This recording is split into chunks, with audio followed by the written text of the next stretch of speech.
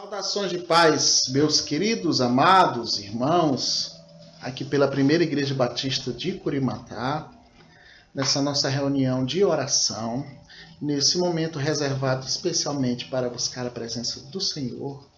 Singelamente chegamos, nos portamos reverentemente e que cada um busque no seu coração, no seu pensamento, os motivos a serem colocados diante do Senhor. Pelo que oraremos? Quais os motivos de oração? O que arde no seu coração? Quais são os seus desejos a serem atendidos pelo Senhor? Pense nisso. Pense também no que precisa ser realizado naquilo que está fora da sua vida pessoal, mas que pertence à vida de todas as pessoas. Ou seja, ao meio em que você está incluído, o seu bairro, a sua cidade, a sua igreja. Nós podemos fazer dessa hora um momento bastante participativo, se você entrar nessa sintonia de pensamento e de oração sobre o que eu tenho falado aqui. Então, volte-se ao Senhor, volte-se ao que você tem percebido como necessidade de oração. Todos são bem-vindos. Estamos na nossa reunião de oração para sermos edificados e uns com os outros compartilharmos dessa palavra de poder também, e não apenas de ser mencionada, de ser ouvida, de ser prestada atenção, mas vivida e realmente vermos a grande diferença que isso faz. Tudo bem? Muito bom. Então vamos orar. Vamos orar louvando a Deus e depois nós vamos cantar o hino de número 15, Exultação, do cantor cristão. Oremos. Pai, nós glorificamos o Teu nome, nós elevamos o nosso pensamento a Ti. Nós agradecemos por essa reunião que é feita na casa de cada um, ou no ambiente em que cada um se encontra agora. Muito obrigado, meu Deus, pela oportunidade que temos de nos achegarmos a Ti como igreja nessa hora, meu Deus. Em nome de Jesus Cristo, desenvolve a nossa fé e que na sinceridade da nossa adoração nós possamos nos encontrar contigo, meu Deus. Que o Teu Espírito Santo nos conduza, que o Teu Espírito Santo tome de conta de cada um agora e que, ao nos colocarmos diante do Senhor, não esteja faltando, meu Deus, nenhuma forma de adoração. Que não esteja faltando, meu Deus, nenhuma maneira de cultuar e glorificar o Teu nome. Que não esteja faltando, meu Deus, nenhuma disposição real de ficar na Tua presença, como igreja e como irmãos, em nome de Jesus. Recebe o louvor, recebe a adoração. Glória seja dada ao Teu nome, meu Deus. Amém. Muito bom.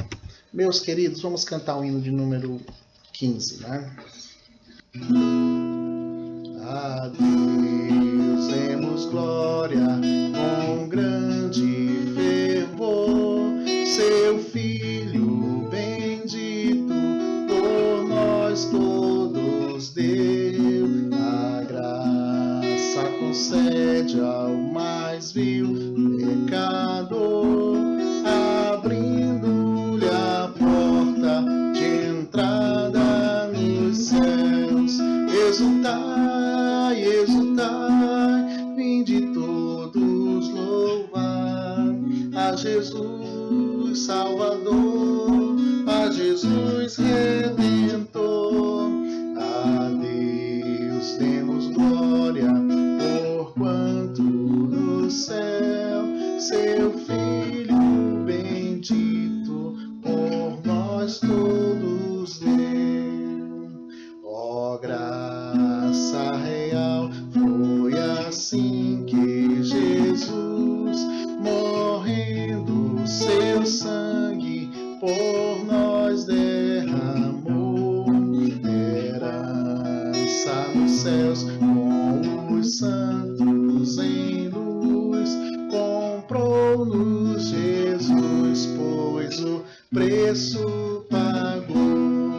Exultai, exultai, fim de todos louvar a Jesus Salvador, a Jesus Redentor.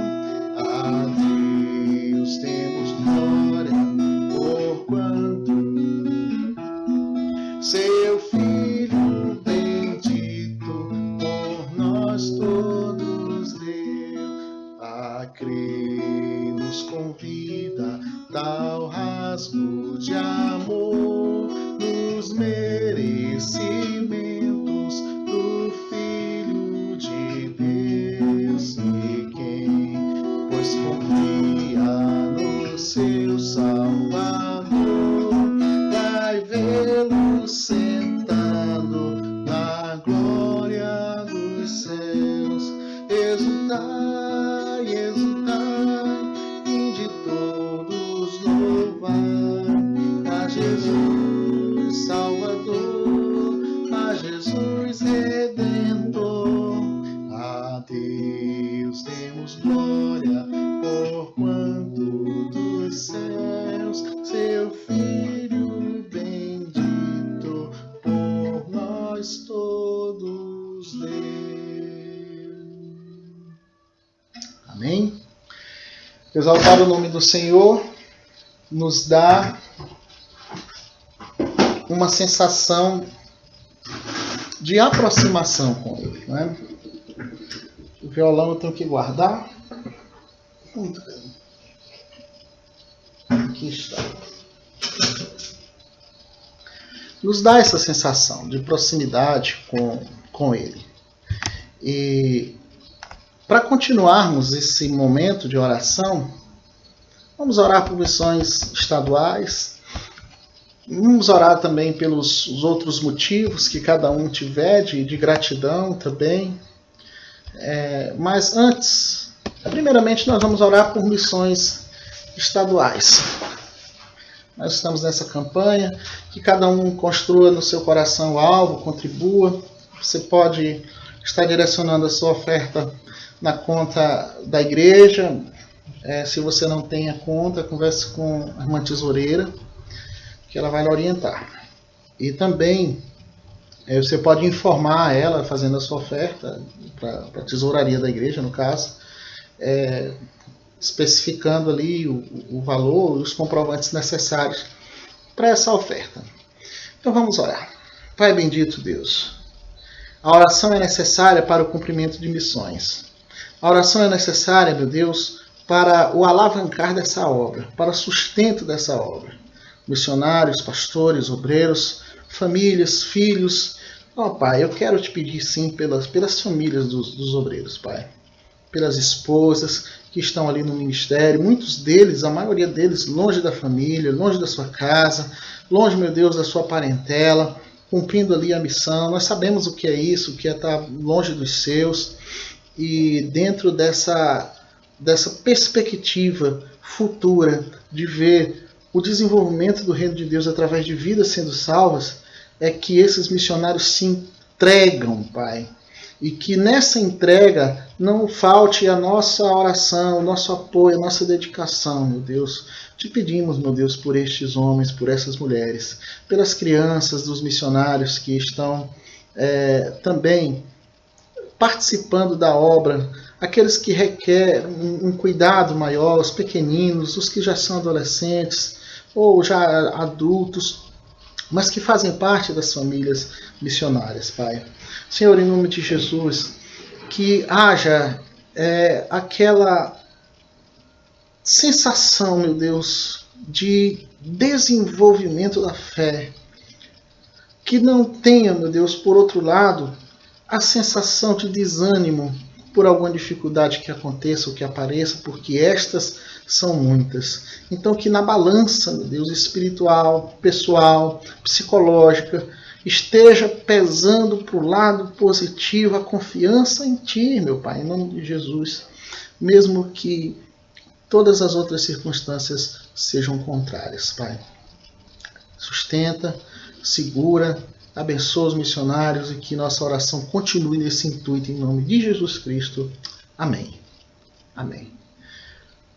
Meus irmãos, vamos fazer a leitura bíblica em Isaías, no capítulo de número 53, dos versículos de 9 a 13.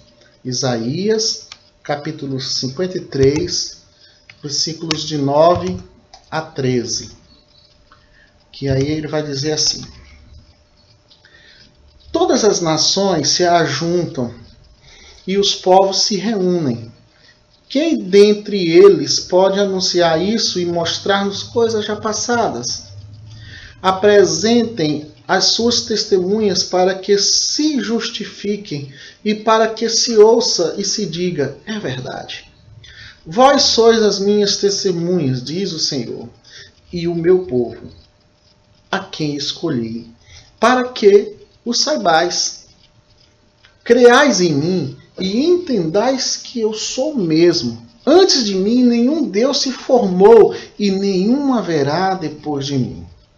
Eu sou o Senhor, e além de mim não há Salvador. Eu anunciarei, salvei e mostrei. Não foi um Deus estrangeiro entre vós que o fez. Portanto, sois minhas testemunhas de que eu sou Deus, diz o Senhor.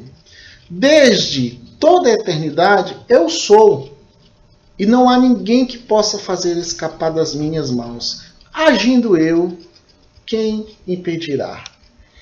Que leitura, que texto afirmativo, né? Que afirmação poderosa que o Senhor nos faz e nos traz através desse texto de Isaías. E agora vamos orar. Eu sei que eu não estou fazendo aqui um contato direto com cada um em momento instantâneo, mas eu acredito, certamente, eu tenho toda certeza que a condução desse momento de oração ela é realizada através do Espírito Santo de Deus. E cada um pode encontrar-se com o Senhor em espírito de oração. Cada um pode chegar-se a Deus e colocar-se diante dele como quem clama, como quem suplica, mas também como quem agradece, como quem pede. Então, faça esse momento. Eu gostaria que você, nessa hora, fechasse os seus olhos e iremos fazer um momento aqui. Eu ficarei em silêncio, cada um busca a Deus em oração e eu estarei interrompendo esse momento com a oração daqui. Coloque diante de Deus, sob a condução do Espírito Santo, o que você tem pedido, o que você tem esperado, e também agradeça algo que você tem alcançado. Agradeça ao Senhor. Vamos fazer esse momento de oração, todos juntos, aonde você estiver. Vamos orar.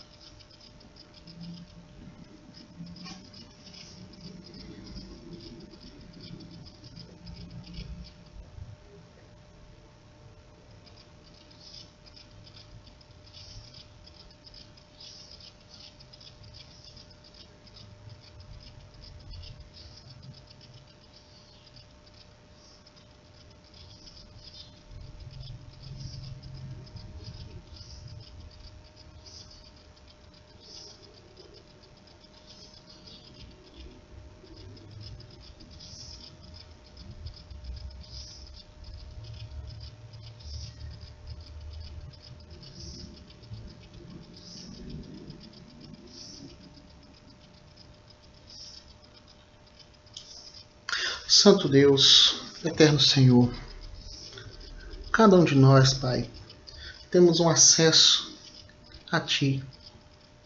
Cada um de nós temos uma voz que é ouvida pelo Senhor. Cada um de nós, Pai, temos intenções, no coração.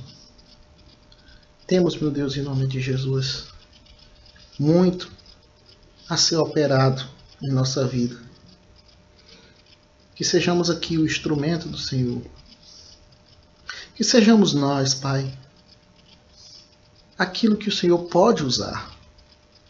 Que sejamos, cada um de nós, uma obra que o Senhor pode iniciar e terminar bem. Em nome de Jesus, te peço pela nossa igreja, pela nossa membresia. Visita cada um, meu Pai, agora em nome de Jesus. Cura todas as dores. Fecha todas as feridas. Desfaz, meu Deus, todo o laço do inimigo. Ó, meu Pai, em nome de Jesus, visita aqueles que estão aflitos. Estabelece, meu Deus, aquele que está fraco sobre a rocha. Que aquele que venha a cair se levante. E que haja o fortalecimento de todos, meu Pai, em nome de Jesus. Ó Santo Deus, que esteja no nosso rosto a alegria, que esteja na nossa vida a satisfação de te servir, em nome de Jesus. Essa é a nossa oração, Pai. É assim que nós nos apresentamos diante de Ti. Muito obrigado, meu Deus. Muito obrigado, meu Pai. Amém. Amém. Assim podemos orar. Assim podemos fazer. Assim podemos meditar na palavra do Senhor. E falando em meditação, esta se dá em Lucas, no capítulo 10, dos versículos de 25 a 37. E eu gostaria que você acompanhasse comigo a leitura e, consequentemente, depois da leitura, a explanação da mensagem bíblica. Lucas 10, de 25 a 37. Vai falar assim: a parábola do bom samaritano.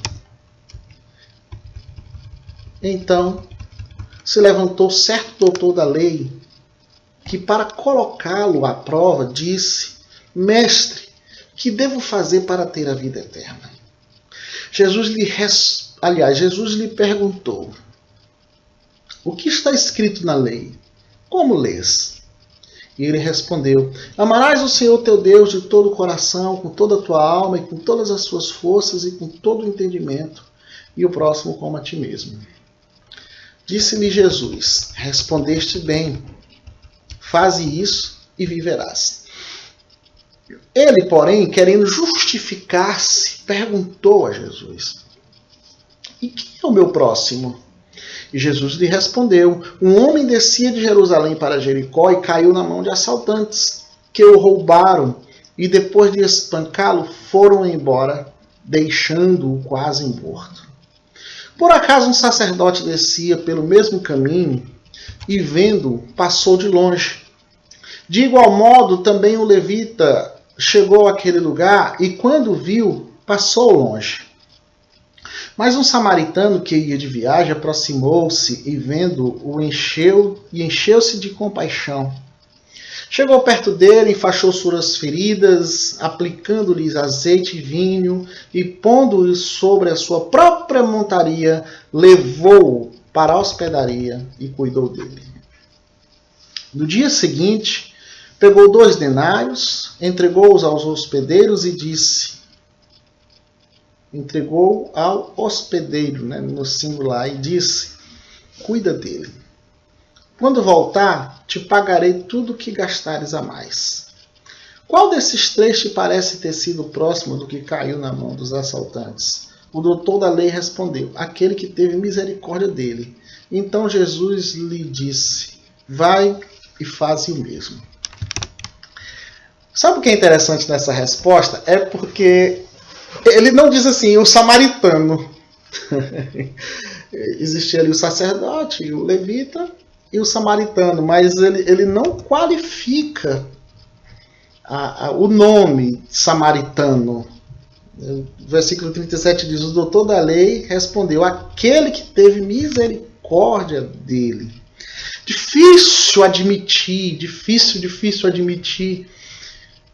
a ação benéfica ou de competência daquele que a gente, ou que o homem, vamos melhor dizer assim, não gosta.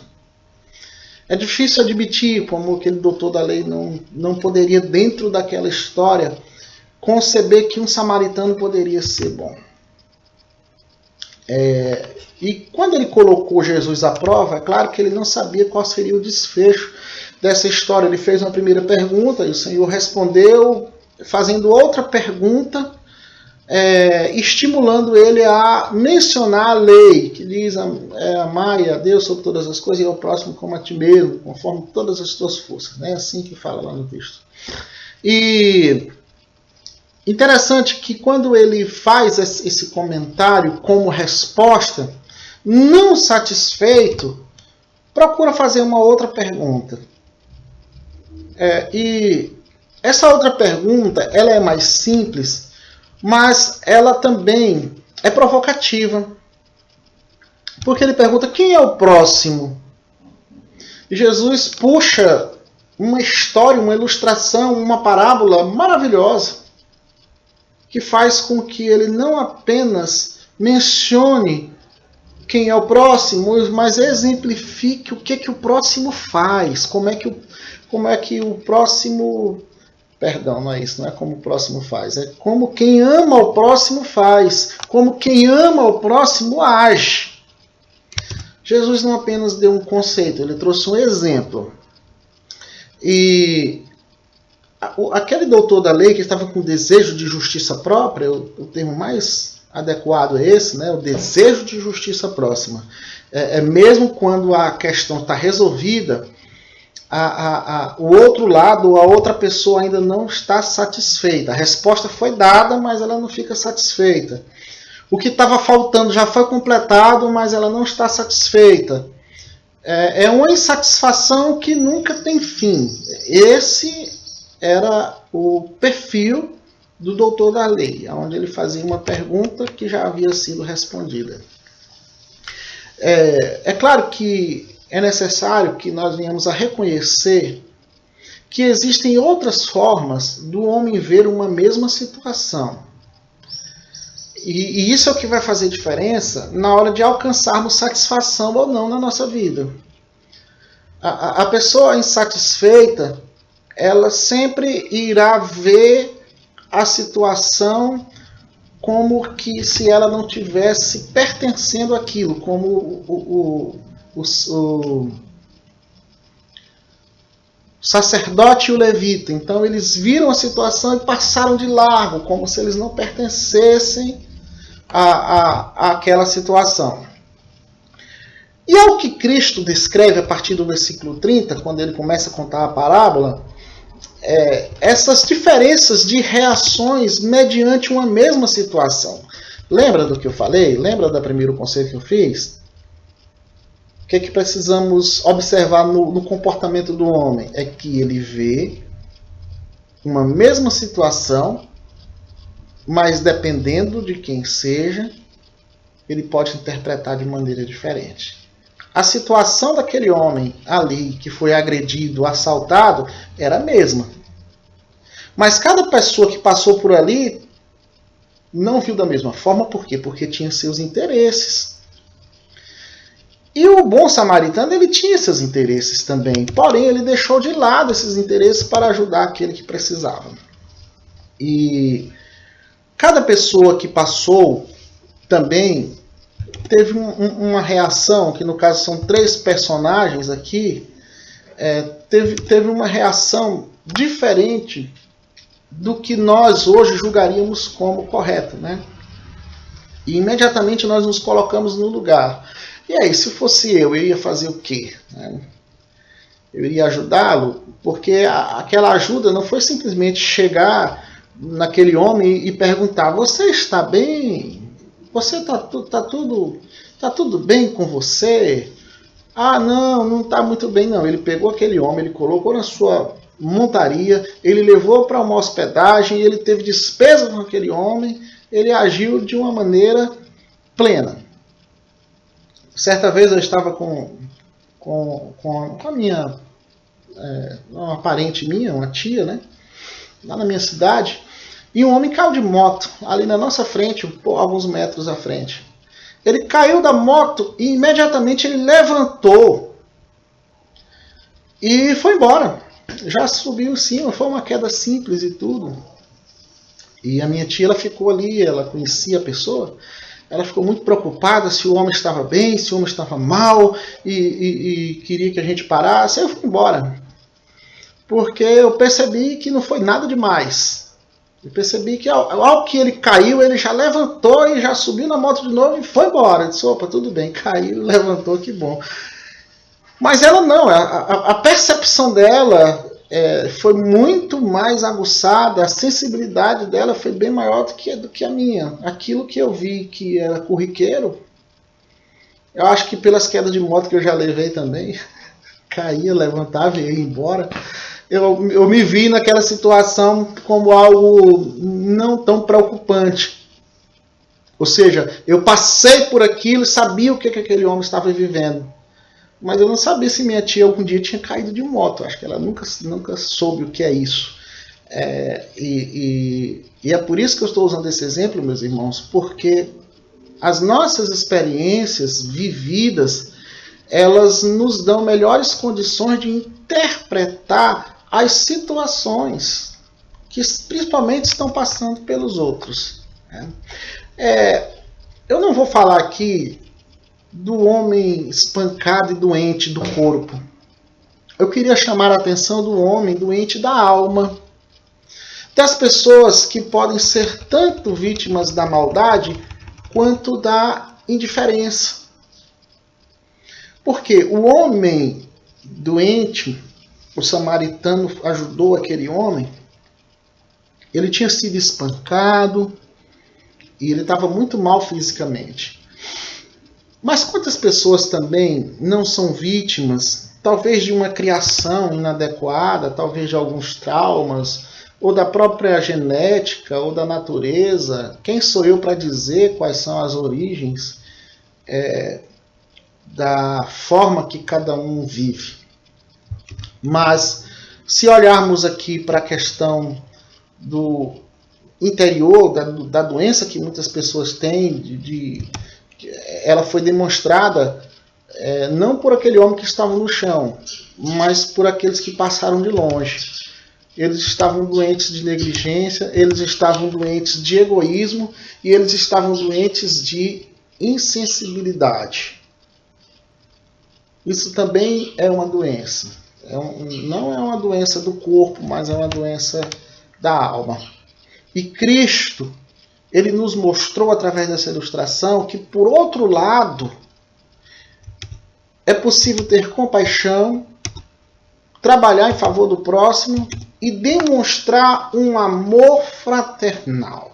É isso. Não existe apenas uma maneira de agir ou de ser. E esse é o ponto principal dessa mensagem, é nós pensarmos nisso. É ver as situações da vida e imaginar e concluir que não existe uma maneira única de ver as situações do próximo. Não vejo o próximo apenas de uma forma. Vejo o próximo como o samaritano viu e haja como ele agiu. Mesmo que outros não façam a mesma coisa. Por quê? Porque Cristo mostrou que não precisa ser crente para ajudar. Naquela situação, o samaritano era o descrente. Fazendo aqui uma contextualização. Ninguém precisa ser crente para ajudar outra pessoa. E como ajudar? As situações aqui, do versículo 36 e 37... eu vou repetir aqui, que diz: qual desses três te parece ter sido próximo do que caiu na mão dos assaltantes? O doutor da lei respondeu: aquele que teve misericórdia dele. Então Jesus lhe disse: vai e faz o mesmo.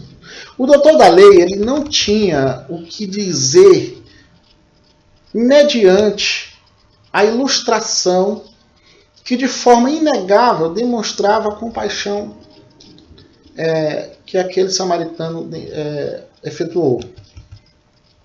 E mesmo vindo de um samaritano, que eu estou aqui livremente por minha conta e risco, o caracterizando como um incrédulo, fazendo aqui uma aplicação, eu posso também olhar para dentro do texto e ver que esse princípio ele é válido, tendo em vista que não necessariamente devemos ajudar apenas aqueles que amamos e que conhecemos, porque aquele homem não conhecia o outro que tinha sido espancado, né? Mas enfim, o que fica para nós? Não vamos nos esconder atrás de um rótulo do cristianismo, tá? Não vamos nos conformar. Ah, não, eu já sou crente, então eu tenho que ficar tranquilo, não preciso ajudar ninguém. Não vamos nos conformar com isso. Outro ponto é que pouco importa levar o nome de sacerdote ou de levita. O que fará a diferença é a nossa ação. Tá? Não, eu sou pastor, eu sou do Ministério de Louvor, eu sou do Ministério de Oração, eu sou do Ministério não sei das quantas. Não, nada disso vai fazer diferença. Se não houver uma ação parecida com a do bom samaritano. Afinal de contas, ele era o único que não tinha um título.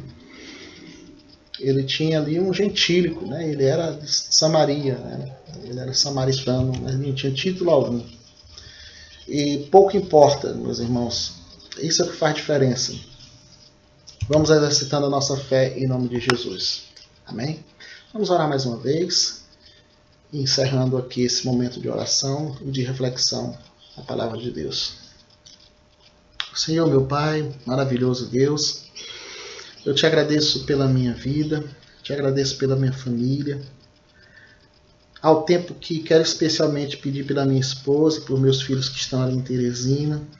Agradeço, meu Deus, em nome de Jesus, por eles terem chegado bem, que o Senhor esteja guardando-os ali em Teresina com a tua força e o teu poder, e que a tua mão poderosa, meu Pai, possa estar nos dando o direcionamento no que diz respeito à nossa vida como família, Pai.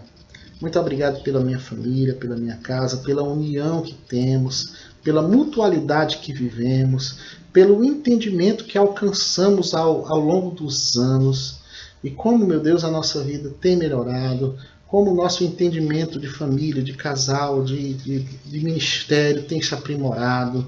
Te agradeço, meu Deus, em especial nessa hora, pela minha casa, pela minha família, pela fortaleza que o Senhor tem feito com os meus filhos e com a minha esposa e comigo, meu Pai. Continua, Pai, agindo com o teu poder no nosso ministério, para que venhamos a desempenhar aquilo que se espera, meu Deus, nesse reino, e que a tua mão nos faça ver, que a tua mão, meu Deus, nos faça perceber e principalmente, de maneira inegável, confiar naquilo também que não vimos e não percebemos, Pai. Em nome de Jesus. Amém. Que o Senhor nos abençoe, meus irmãos, grandemente pela força do seu poder. Amém? Glória a Deus.